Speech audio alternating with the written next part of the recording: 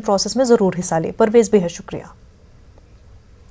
इस वक्त एक बड़ी खबर सामने आ रही है। ट्विटर का एतराफ हो चुका है, आईटी के नए कवानीन की तामील पूरी तरह नहीं की गई है। शिकायत अफसर के इस्तीफे के बाद नए अफसर की तकर्रुरी क्यों नहीं की गई? अदालत ने यह दरियाफ्त किया है। नए अफसर की तकर्रुरी में ताखीर पर दिल्ली हाईकोर्ट ने ट्विटर की सरजनिश की। आपको बता दें, 8 जुलाई को इस पूरे मामले पर अगली समाअत होनी है। हमारे नुमाइंदे सुशील पांडे इस वक्त हमारे साथ जुड़ चुके हैं। सुशील, ट्विटर ने एतराफ कर लिया है कि जो नए आईटी के कवानीन हैं उन पर जो है तामील नहीं की गई है।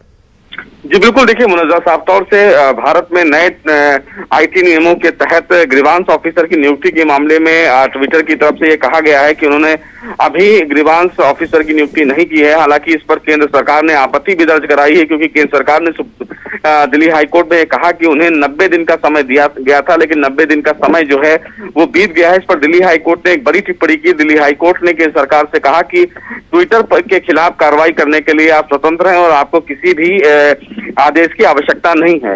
हालांकि ट्विटर की तरफ से ये कहा गया है मुनज़्ज़ा कि ग्रीवांस ऑफिसर की नियुक्ति के लिए उन्हें थोड़ा समय दिया जाना चाहिए। इस पर ट्विटर की तरफ से सुनवाई थोड़ी देर के लिए टाल दी गई थी। हालांकि ट्विटर के जो एडवोकेट हैं उन्होंने अपने अधिकारियों से बात करने की कोशिश की, क्योंकि इस समय कैलिफोर्निया और भारत का जो समय अंतराल है वो डिफरेंस है, क्योंकि वहां रात है, जिसकी वजह से उनसे फिलहाल संपर्क नहीं हो पाया और इसकी जानकारी दिल्ली हाईकोर्ट को दी गई है ट्विटर के वकील के द्वारा।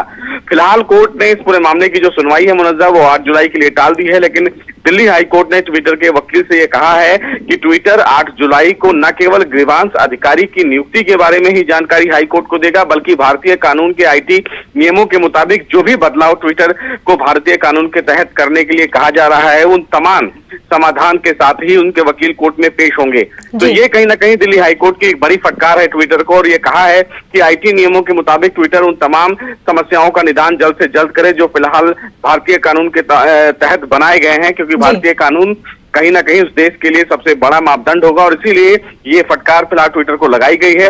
अब 8 जुलाई को जो सुनवाई होने वाली है वो बेहद अहम सुनवाई मानी जाएगी और उसी दिन ट्विटर की तरफ से ये बताना होगा कि ग्रीवांस अधिकारी की नियुक्ति और साथ ही साथ भारतीय कानून मुताबिक वो किस प्रकार से नियमों में बदलाव कर रहे हैं। बिल्कुल। सुशील, ये बताएं कि 8 जुलाई तक अगर नए अफसर की तकर्रुरी हो जाती है तो क्या ट्विटर इंडिया के लिए जो मुश्किलें खड़ी हुई है वो कम हो सकती है?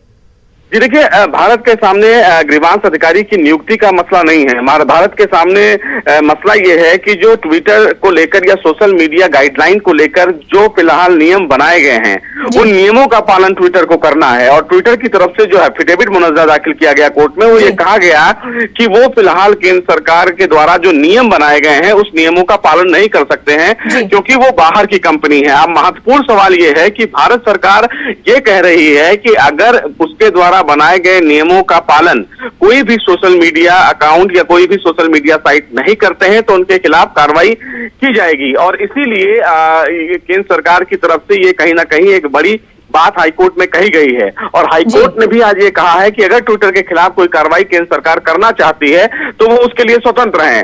अब सवाल इस मामले में यह है कि ट्विटर के द्वारा भारत में ग्रीवांस अधिकारी की नियुक्ति के साथ साथ जो नियम बनाए गए हैं आईटी के नए नियम, फिलहाल उन नियमों के पालन के लिए क्या ट्विटर भारत सरकार के इस नियमों के तहत राजी करता है या फिर नहीं राजी होता है, ये एक बड़ा विषय है फिलहाल ट्विटर के साथ।